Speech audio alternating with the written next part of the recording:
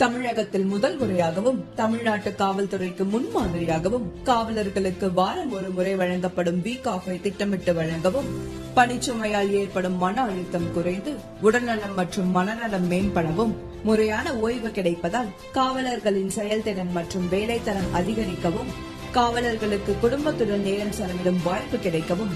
கன்னியாகுமரி மாவட்ட காவல் கண்காணிப்பாளர் டாக்டர் ஆர் ஸ்டாலின் IPS அவர்களால் கொண்டுவரப்பட்டதுதான் ரெஸ்ட் வீக் ஆஃப் செயலி.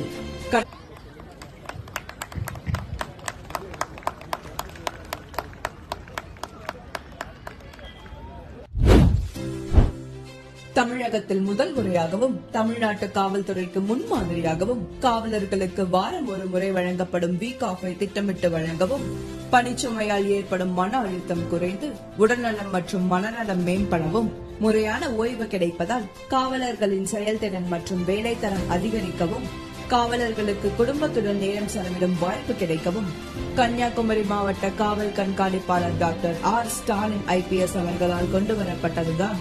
ரெஸ்ட் வீக் ஆஃப் செயலி.